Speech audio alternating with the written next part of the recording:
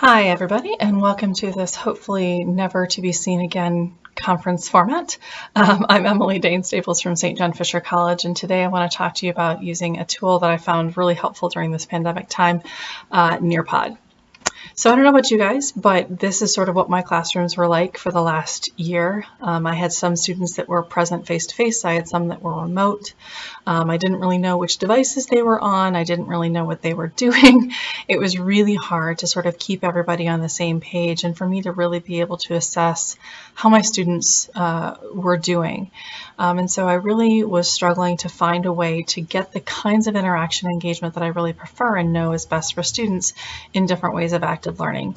Because like most of you, I very rarely sit and just lecture the entire time. It's not helpful. It's not really great for students. It doesn't maximize their learning. So we've got combinations of discussions and content and activities and checks for understanding that we do all the time, but I was really having a hard time on how to do that. I have a Swiss cheese brain. Sometimes I'd forget, which students are remote and I wouldn't call on them. Or the people who are already shy to begin with sort of kept hiding behind their masks. And yes, for safety reasons, but it really allowed people to more freely disengage, at least in my understanding. And so what I turned to and ended up using in a much different way is this idea of Nearpod. And Nearpod is a web-based application that essentially takes everybody along the same journey together. If you're doing this as a live synchronous session. So it is web-based. It is free with an asterisk. Again, there's a lot of the functionality of Nearpod that is completely free to instructors. If you want all the bells and whistles, there is an upcharge for that. But even with the pandemic going on, Nearpod has changed a lot of what's available and what's not. So I would encourage you to not let that be an immediate prohibitive factor to you. However, for students, it is always free. They don't have to pay any sort of anything because it's web-based, and they can use it on any device they want. So if you have students who are home in a household where there's not a computer or there's only one computer that has to be shared, as long as they have some sort of device, whether that's their phone or their tablet, they can log in and still follow along with the same class. There's apps for it in both the Apple and Android stores. It is compatible with Chromebooks. It doesn't matter. This is one of the most versatile programs that I've ever come across because most of them have some sort of functionality glitches depending on the software and the operating system that you're utilizing. So it's pretty much the same as what you would do normally with a couple different exceptions as you would prepare the session, but now you get to insert these interactive slides. Students would need to log in at the beginning of the lesson, and then you would really totally be off. And so Nearpod, again, does a lot of the things that you probably already do. You use Google Slides or PowerPoint or Keynote to create some sort of anchor for your content, and then you embed lots of different things that make sense for your lesson and for the content that you want to deliver. But where the interactive piece comes in is this very first column of options within Nearpod is that the open-ended questions or the polls or the quizzes, the draw it, they're all embedded within Nearpod. So you might be using Jamboard in a way that students can draw and collaborate together, but you have to leave your presentation and go to Jamboard to do that. Or you might be using Padlet or Poll Everywhere. But again, you have to leave your presentation site to get over to those things unless they have an add-on in one of those programs that you're using. With Nearpod, it's all right there. So if I were to use Nearpod into something that I'm already doing, I have lots of different options to how now deliver that content or how to facilitate a discussion to make sure that I'm being inclusive of my face-to-face students, my faraway students, my students that are shy but really, really smart, and the students that are shy and just don't want to talk versus the people who are always going to be actively raising their hand. It allows me to have a much more balanced classroom where everybody's voices can be heard. So I'm going to take you through sort of the basic steps of setting this up, and then I'm going to give you some examples and then sort of do a little bit more of a demo for you. So step one is very simple. You go to Nearpod, you start your account. And again, like I said, for teachers, it is free. Once you're in there, you will come to sort of a landing page like this. And this landing page is an important thing. I want to sort of point some things out to you. So this is your library. This is the landing page of everything that you have personally created.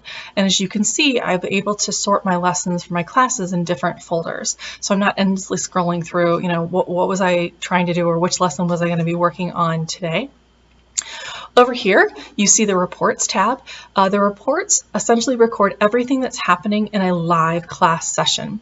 So if you do something like the muddiest point at the end of class, where students are typing in something that's still confusing to you, you don't have to worry about capturing that in real time. All you do is, after you've closed the session, go to the report, download the report, and then you have all the information that you need. Similarly with quizzes, right? They're automatically scored, or polling questions. All of that stuff that is interactive and engaging is captured through the software. But mainly where you're going to start is in the Create section, and you're either going to create something within Nearpod or in another software program and then import it into Nearpod. So again, you can do it directly into Nearpod. You just come in and add a slide, and it takes you through everything that you want to do. Or the most functional way to do it is to actually build through Google Slides, because then you have a lot more functionality options, you have a lot more design options, and all you have to do is then go to the Google Store and get the add-on for Nearpod, and then it gives you this option of putting all of those interactive slides directly into your presentation versus having to go back and do those again later. So this is where you get to add the fun stuff, right? You've got your content slides, but you want to add those activity slides that will increase your student engagement and get their voices into the classroom and let them share their learning and their experiences. And so I'm going to sort of go through some examples that I've done in my research methods class for these examples here. So talking about survey design and, things that are good and things that are bad, and, making sure you do this but don't do that. But a lot of this is, again, is visual. What's the white space? What are you seeing and noticing? And so what I've done is I've now added a Draw It slide within Nearpod. And the Draw It slides in Nearpod can be done in a couple different ways. You can either pre-populate it with an image, like I've done here with the basics of a survey, or you can have it be a blank sort of whiteboard where students will then add to it. So what I've asked students to do here is to mark areas on the survey that were done well and which were done poorly. And so then as the instructor, I start to get visual images like this that is affiliated with student work.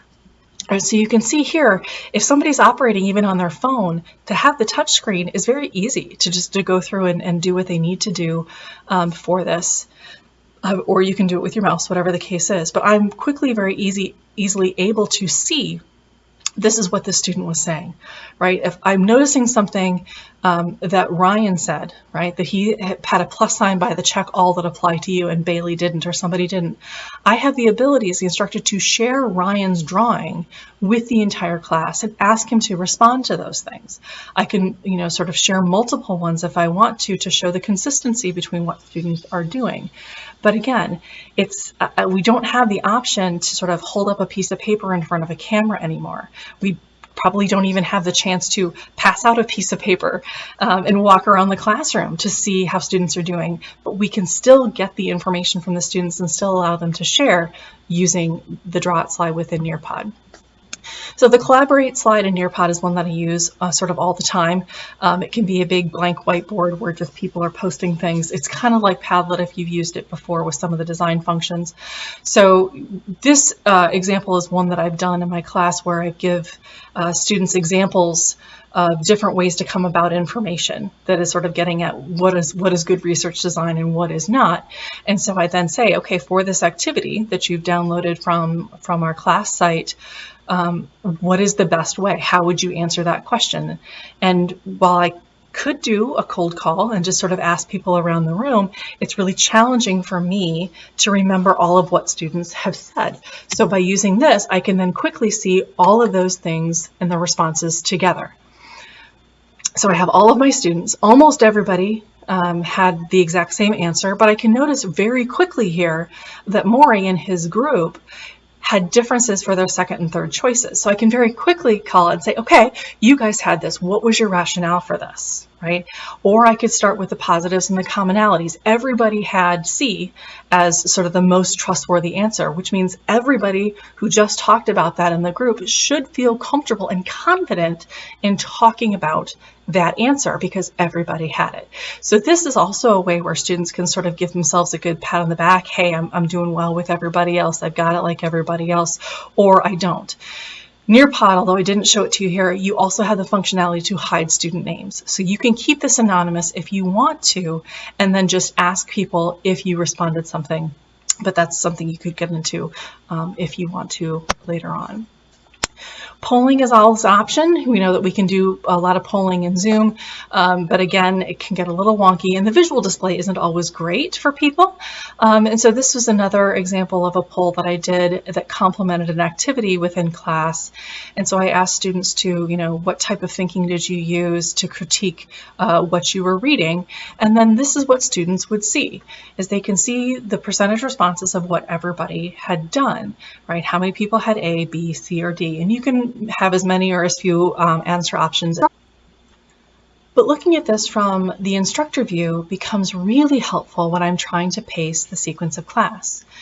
As I am looking at this is what I am seeing versus the responses. So I am able to see quickly which student had which answer and which student still has yet to respond, right? I'm able to very easily see who's taking more time, who needs more time. And this is especially important for a lot of my remote students because I have no visual cue for them on how they're progressing with the information and with the content. I can also sort of gauge this as as an understanding tool. If everybody is getting to the correct answer in like 5 seconds, right? Everybody's logged right away, then I know we pretty much have that content. If things are slow to be coming in, okay, we're having more dialogue, we're having more discussion, we're not as sure about these things. And by looking at the responses over here, I can see that we don't have a lot of consistency with what people are answering. This means we need to pause and take a step back and do a little bit more dialoguing about whatever that concept happens to be. The quiz function is something that I use as well to do quick checks for understanding, or even as a reading assessment coming into class. Students will then see the quiz and then they can progress through that quiz on their own. It looks very similar to what we saw in the poll slides, but with the quiz function, it obviously will grade the quiz for you, and so you have that. And again, from the instructor view, it becomes really important and very helpful in real time. I'm seeing how every single student is doing, right? I can see and look by looking down the columns which questions seem to be all correct, and apparently I need to spend a whole lot more time on question number 2 because everybody got it wrong. Right, as you can see from this big slide down here, you have that option to hide student names, and I'll show you that when we get into more of the live demo as well. But again, progression, I can see if we need more time, how much more time, how are people progressing within this quiz, and how they're doing within a lot of those very important things. So how do we actually do this? Like, how do we get into class and actually make this happen? So once you've got your content and all your interactive slides ready to go, you will go into Nearpod and hover over the lesson you want to launch, go to live participation, and it will give you a code to then share with your students to join. So I've now shifted over to what a live session would look like and how you would launch this as an instructor. So on the left side again is my instructor homepage, that landing page that I showed you earlier. And then on the right hand side here is what the students would then see. So again, I would go in here and I would want to launch my live participation if I was doing this during an actual class. There's also the option for a student paced, again, an asynchronous student-led progression through this. I'm not going to talk a lot about that, but we can talk about it during the Q&A, and I'll give you a chance to sort of explore that using that option later. So what you would do is you would go to live participation, right? And the first thing that will pop up for you as the instructor is that joining code, and that is what you would then share with the students that they can then use to join. So whether that's in the chat, whether you're using the draw function in something to add that, it's really up to you how you want to share that. But that is the code that you would then share to your students so they can all join the same lesson at the same time. So they would click to join. and I will go ahead and be a student today. In some classes, because of privacy issues, I've actually issued people their own student identifier. So instead of logging in with a name, they're logging in with a number. And that way I don't have to worry about the hiding student names if I want to share lots of content or information, because only I and the student know what their identifier is. So in this live session, again, we have the code for the day. So if somebody joins late or forgets, you can always pop that back up to people. You can see how many students are logged in. Right now I'm only faking one student right now, but you would normally see your full list of students that are on there. You can see which slide you're on. You can jump around if you need to. Again, you can hide student names with some of those interactive slides that I talked about later.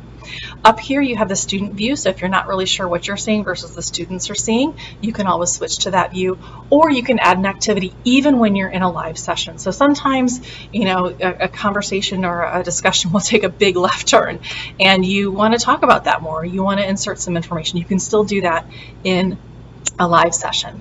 So once you're ready to launch, you would go ahead and just advance. And as you notice, the instructor screen advances at the same time that the student slide advances. Those are two synchronous things. So students can't get ahead. They also can't fall behind. And I talk to my students a lot about, if you are behind a slide, that's when you need to actually raise your hand and stop, because you're not getting that information back. It's like sort of like the old chalkboard days, right? When the eraser comes out, the information's gone. So this is one of the examples of a matching slide.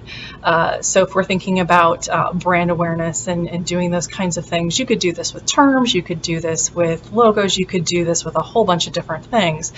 So we would advance the slide and say, okay, this is what I want the students to do. So select two items to successfully match the pair. They can hide those instructions, and then they just go through and begin doing that. All right, we can see immediate feedback if they get something wrong. So essentially they would go through and they would answer all of their questions or make those matches, whatever they happen to be. And we will see then that they've done what they needed to do. They've got it. Right? But as the instructor now, I can very quickly see how people are doing, right? So Allie, my fake student here, did end up getting all 5 matches, but it took 7 tries. So she had a little bit of a hard time getting all these correct. Obviously, if you have 5 matches and somebody is taking 14 tries, they're probably not very prepared, or they don't know that material very well. So you can very quickly see these kinds of things. And if you wanted to hide student names, right, they can quickly see how the overall class did. And they sort of know how they did, because they got their answer over here, but you can also share that information. So the next slide that you can use is an open-ended. This is a very common one as well, where you've got sort of people need to just respond to a discussion question, or it can go any which way, shape, or form. One of the reasons I really like doing this through Nearpod is that this doesn't, the people who are shy still have to engage. The people who would never raise their hand and they don't want to speak in class, by doing it in a typed manner, especially if you have answers being anonymous, they're engaging. You get to know what they're thinking, right? Is that a shy person because they don't understand something and they're afraid to speak? Or is that a shy person who's really smart that just doesn't want to speak in class? So by doing it in a typed manner, we can guarantee that everybody near and far can do that. By having it be written, we also are encouraging them to sort of think about sentence structure. They have a chance to sort of process their thoughts versus speak off the cuff and think about, what do you actually really want to say? So in considering our branding question here, why is it that advertisers are eager to use sport and the athletes that sell their products, right? Maybe Allie will just type, sports are popular. And that's why we think they want to do and pair those things together. Great. They have a chance they can go back and edit if there's something else they thought about, or if they sort of think through things and they're not quite sure that's really what they meant to say, they can do that. But now on the instructor side, I can see what all of the students would have written. And if I want to talk about a particularly stellar response or a unique response, all I have to do is click the share button. And whatever that student typed and wrote will then be pushed to all of the other screens. So all of the other students can read that response. They can look at the nuances. We can use that as a launching point, especially if the discussion is pretty nuanced, right? We can do this in a way where everybody's sort of on the same page, where, I didn't hear them, they were across the room, I don't remember what so-and-so said. Let's just share that one, right? And when we're done sharing that, we can share somebody else's and continue to sort of engage with all of the students that are there. Right. So I'm going to show you a couple other options just because they're kind of cool. These wouldn't be ones that you would use in your typical classes, but I could see some of these things in like a facility class or international sport class. They have some interactive options here that are pre-populated in Nearpod. So say I was teaching a facilities class and I wanted to have students to take a look at the Roman Colosseum as well as the London Stadium. So students can then engage and interact with whatever they want to. They can spin this, they can turn this, they can take a topside view and do those kinds of things. And then they can make the comparison to the London Stadium. All right, so what does that look like? Okay, we see some differences in shapes. How are the seating differences? Like with the open air, what is that like? How much stuff do we have around the top versus ornate that's actually functional?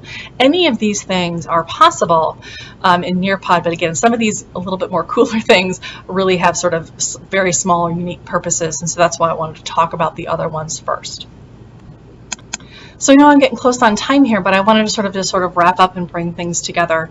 Again, Nearpod, one of the great things it is free for students, and there's a lot of free functionality for instructors as well. The fact that you don't have to worry about operating systems, that it's freely available if you have web access, is fantastic. You don't have to deal with a lot of those technology issues, but really from an instructor standpoint, the fact that I can get to hear from everybody all the time because we set the precedent that everybody is going to be engaging. And I really find that people are a lot more better prepared. They start to get a lot more comfortable and confident with their ideas as they're hearing from others, and we can really create that collaborative environment. And I've also, like I said, found it very helpful in my pacing of classes. Again, there are some drawbacks. The flexibility issues and how much content you want can be mitigated by cost, and Nearpod is not nearly as functional as something like Keynote or PowerPoint or Google Slides when it comes to design options. So you sort of have to balance what you want those two things to be. But I want to say thank you for listening to the slightly long presentation. I would encourage you to think of some questions and start to play with the tool.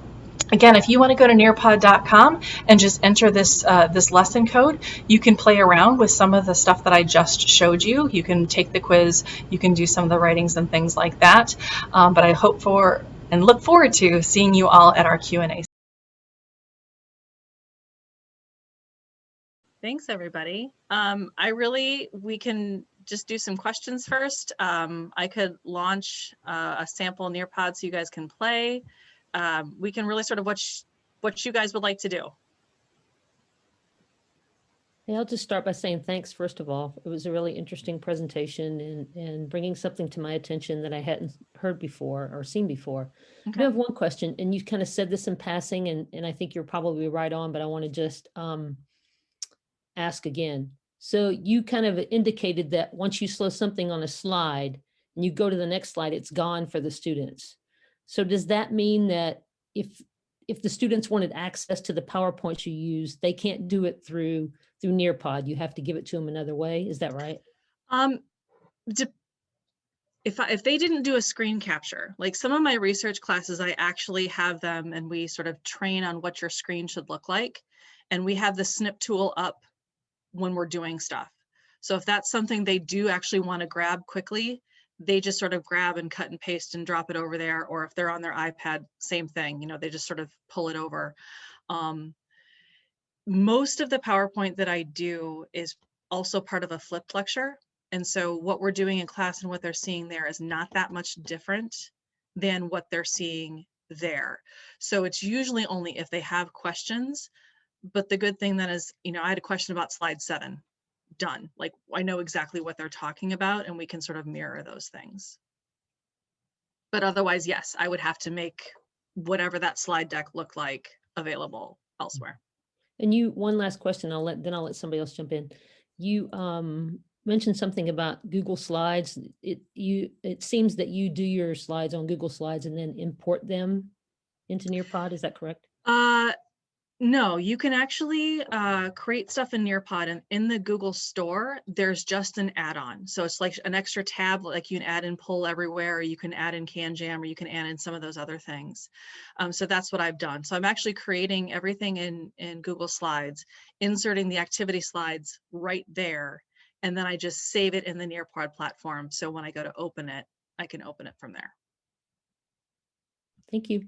Mhm. This is Janet. I have I guess a question. Okay. Emily, I want to say thank you for this because I actually never heard of Nearpod, and so I love the idea of it.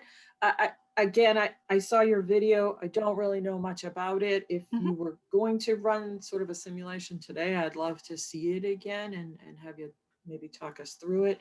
Sure. But what brought you to Nearpod as opposed to something else?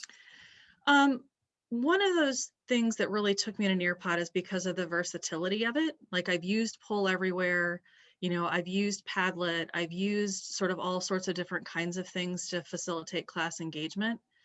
But it was really hard to anchor students and keep them on track as to where we were, because it would be a different Padlet link, or it would be a different Poll Everywhere, or a different QR code, and it just got messy.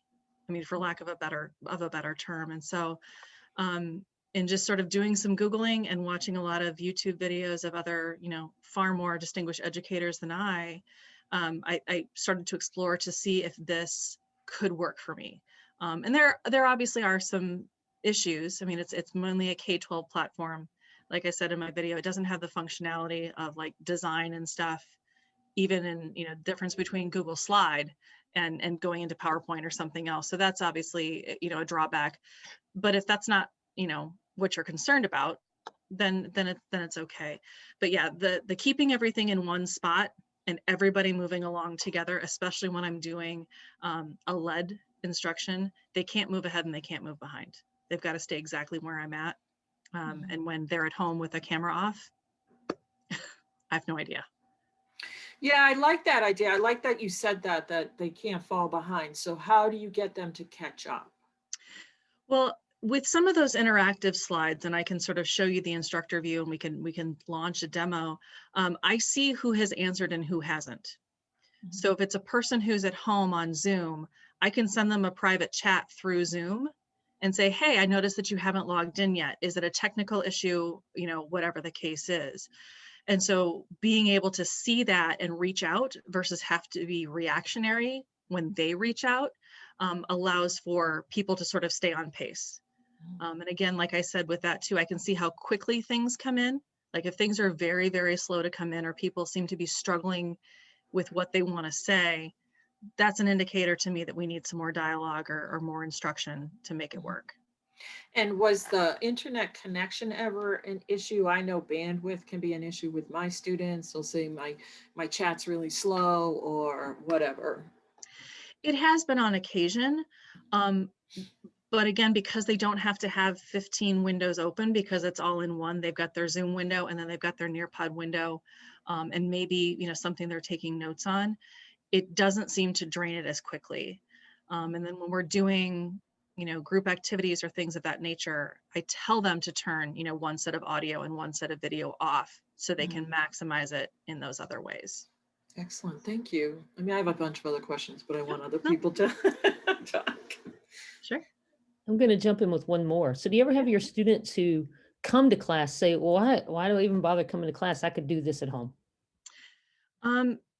Because usually there's so many in-class activities that are done in small groups, there are distinct disadvantage to be at home alone. And as you know, with, trying to get into Zoom meetings, and if you're trying to be here in one meeting and your audio is someplace else, you have the feedback and then you have to worry about it and you can't communicate as effectively. So I have structured my class in a way that doesn't make that an advantage. It doesn't give them advantage just to be at home by themselves. But I'm sure there's some people who would say that same thing, that I can just sort of hang out in the background and I can click a button when it seems like I'm supposed to and not really do well. Can you give an example of the advantage? You said advantage to being in class. Can you give an example of that? Sure. So like one of my classes I have is team-based learning. And so they are in their consistent groups the entire semester. And so when it comes to, taking a group quiz, like everybody being there to be able to communicate on those things versus I'm at home and might listen in, or I might be, logged on at the same time, but I don't have the collective brain power that I would when we're all there sitting together. And so I established that norm pretty quickly for classes. And again, I do a lot of activity-based as well. So even if it's not a team-based learning, I generally am not talking for more than 10 or 15 minutes before they're doing something. Thank you. Mhm.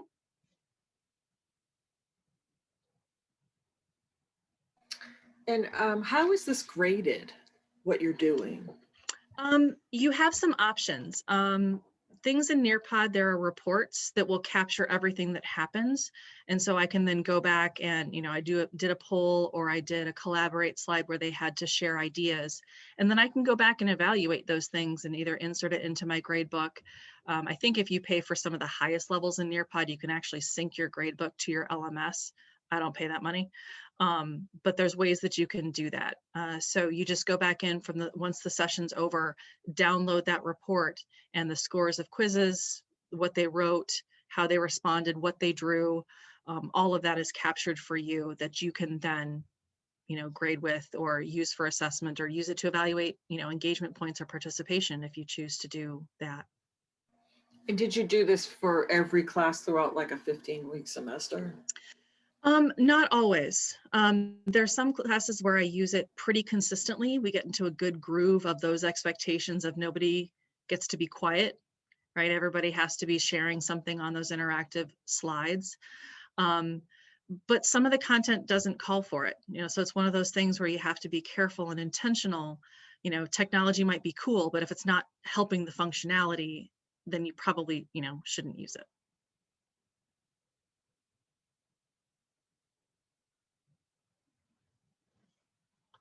Other questions? Okay, so I think what I I'll have one. go. Yeah, go. Hi, Lisa. Are there any other things you tried and maybe scrapped, or are there other things that you maybe consider using next? I mean, like these things are always evolving. There's always something else to be learned and to be used. So have you thought about other things that could either do what it can't do, or, I mean, you could use something different every day if you wanted to. Right. So much prep.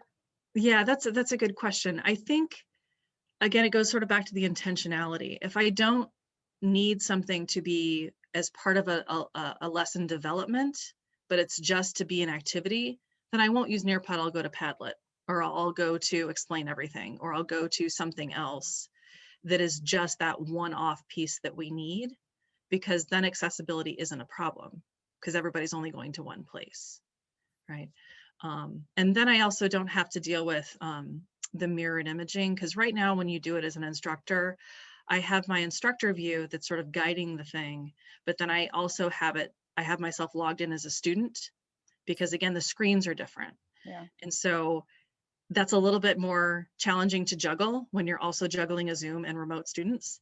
And so if I don't have to do that many layers to get the point across, I won't. But yeah, it really goes back to that, to the functionality of what are you trying to get them to engage with, and then pick the technology that works for that. Did that answer?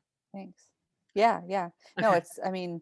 it's like I find myself, loving a particular tool and building out either units or whole courses. And then I come to a session like this, or at another type of conference, and I'm like, oh, that sounds interesting. And it's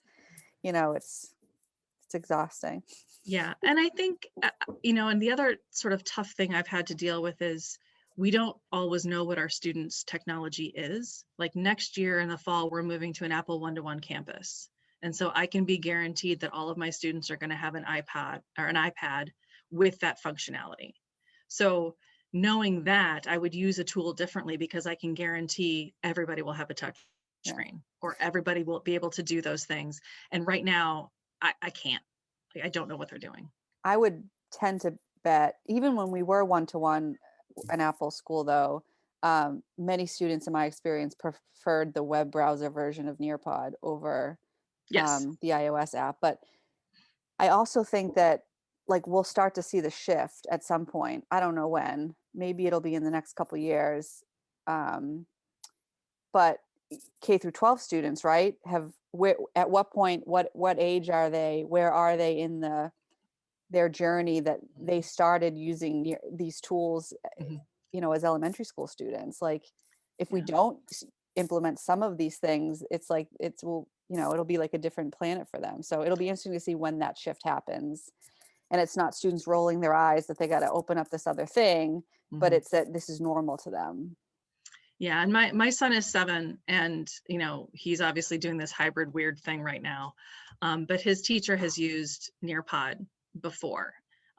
They use a lot of other things like Kahoot that or Quizlet that aren't really sort of functionality for the kinds of things I like to do, but very much that's embedded in what he is doing and learning in 2nd grade. So it's only going to keep developing, I think, based on whatever happens as a result of this very different learning environment we're all in. Thank you. Sure. Okay, so I think what I'm going to go ahead and do is launch this activity, launch sort of the demo version that I have. So if you on a different browser are opening up a different window, Chris, can you allow me to screen share or not? I should be able to. Okay. Is there a share screen option at There, the bottom now there is. Okay. Thanks. Okay. So if you go to nearpod.com and you would go ahead and add, there's, use a join code, and you would enter this code in.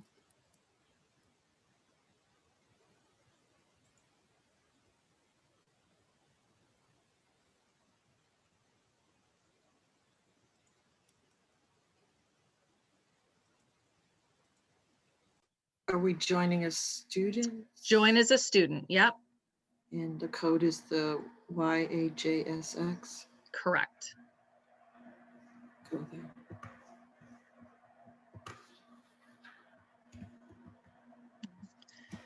And again, as you can see from the bottom of even this intro slide, there's ways to link that and embed that in various LMS systems, depending on what you've got, to email to students or to link it within a various platform.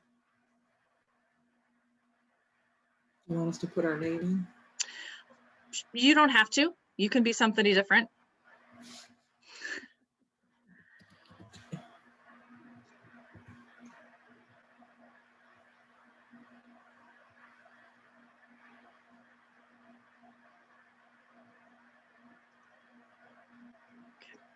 So again, this would be the landing page. And so down here in the lower left corner, I can see who's in, right? I can see all my students. Again, one thing I mentioned, I think in my video is sometimes I give students an identifier rather than a name. And so they can be anonymous for things, especially if it's just a test. I don't have to worry about, those kinds of things. But Sorry, then I'm a little behind. Oh, never mind. I see where the code is. Okay. Oh, that's fine.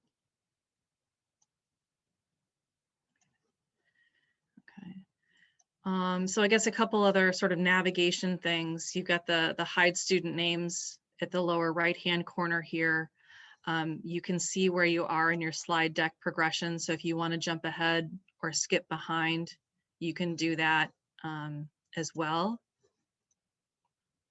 You also have the I need to add something on the fly, the add activity in the upper right-hand corner. You can shift it to student view. Like if you're not sure what your students are seeing, there's a way to do that, and they've got the whiteboard as well.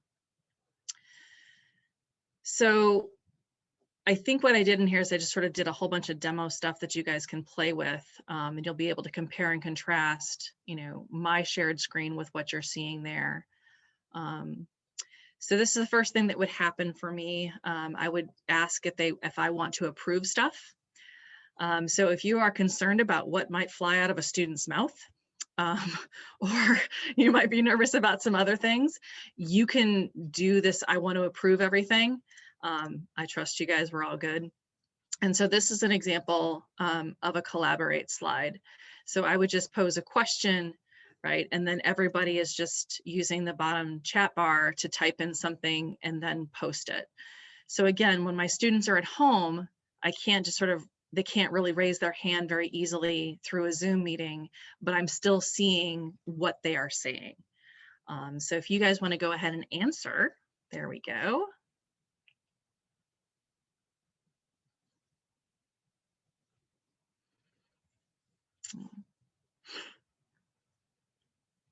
So you'd have these things, you know, you would use this to sort of help facilitate your conversation or your dialogue, however, you know, it needed to be done.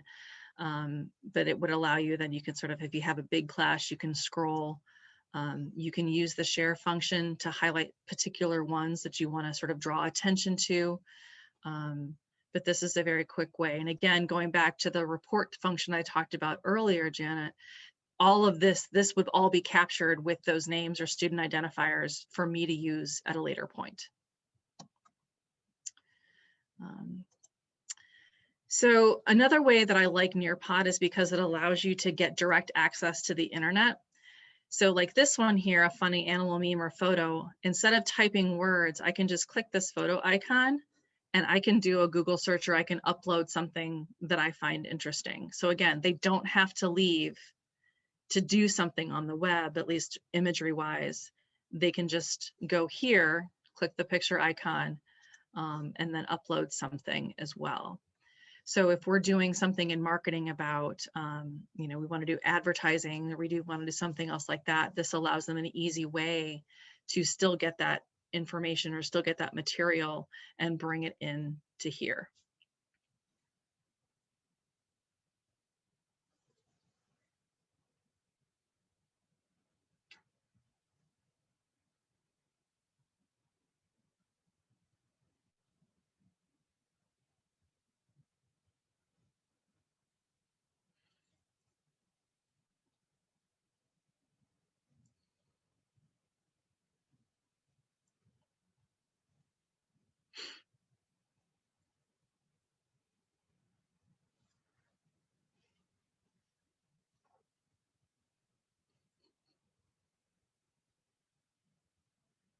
This is so much better than doom scrolling.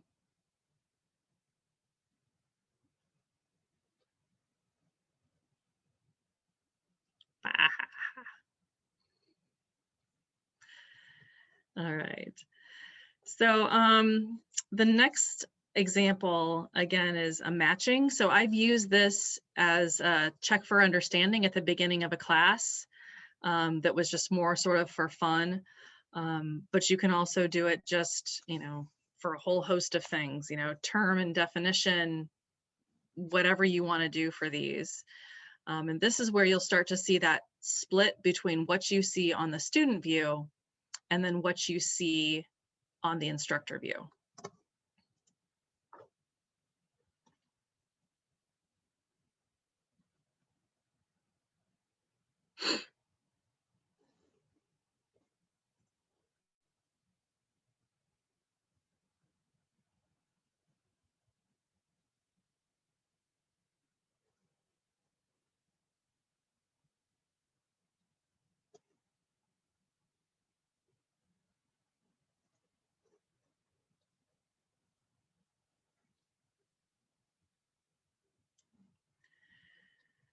So again, Jennifer, you're asking about sort of pacing things.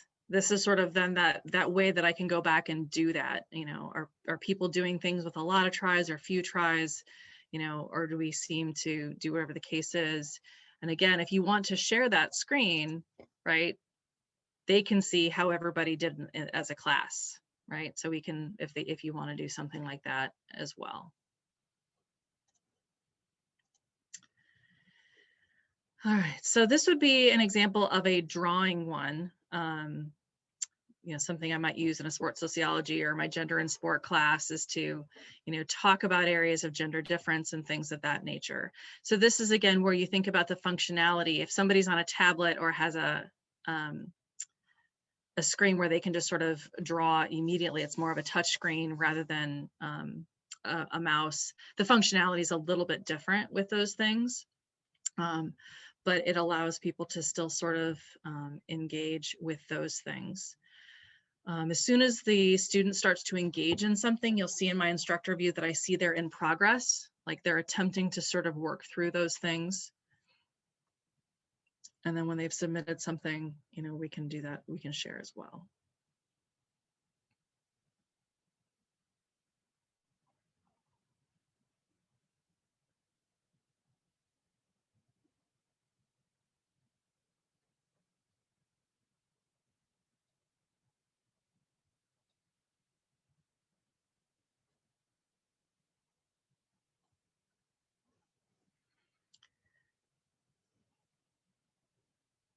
So then what I would have to do is I just sort of then clicked on, you know, this is Alyssa's.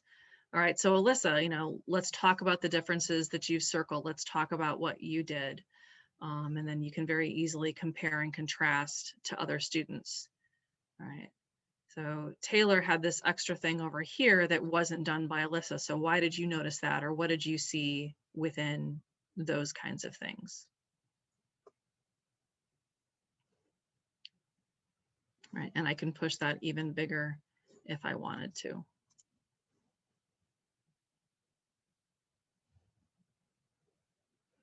So again, open-ended. When people are trying to talk behind masks, sometimes this is your way to make sure you hear everybody. So why are advertisers eager to use sport and athletes to sell, you know, their product? You know, as a discussion prompt or a way to start things.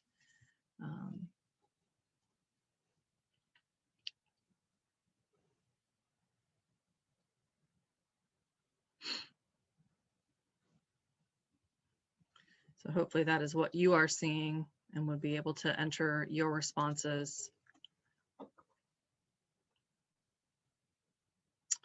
Right, and then I would have a chance to share those different posts and push those to everybody to further discuss ideas and examples.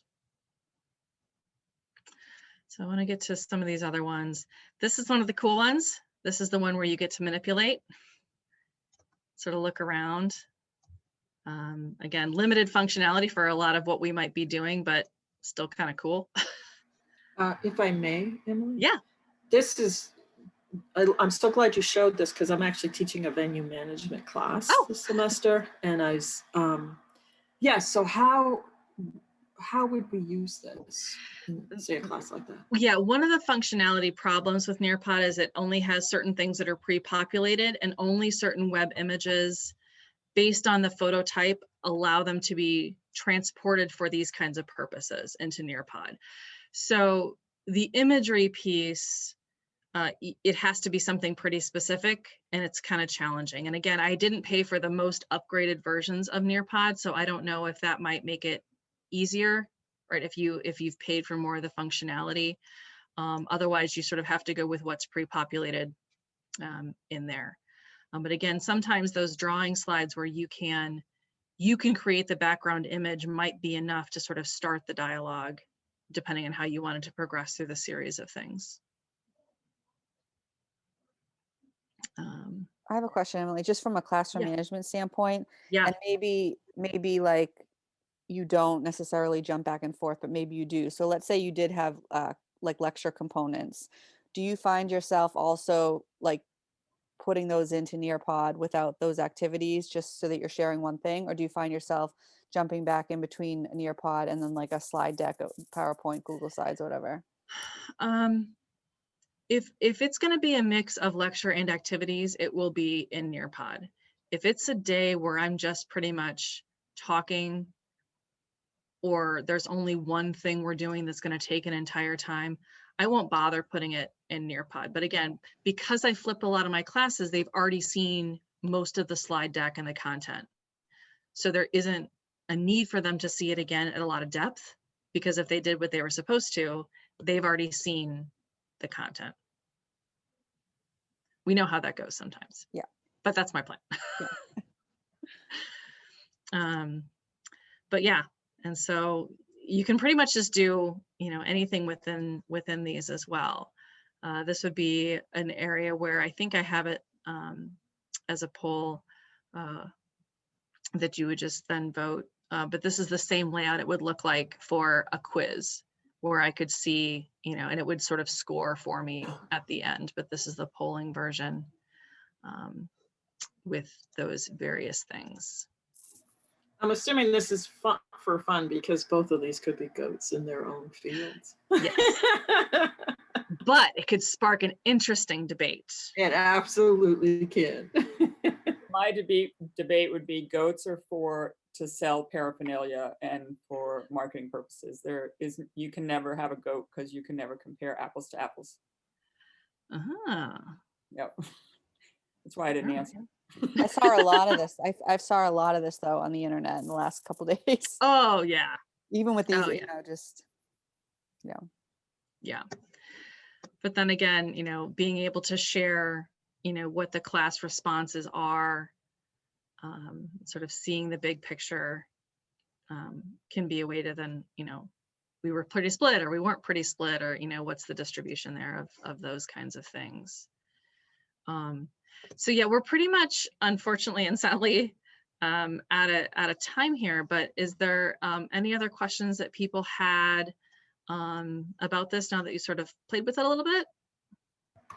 This was fantastic. I really appreciate you doing the video presentation and then walking us through this. Really great.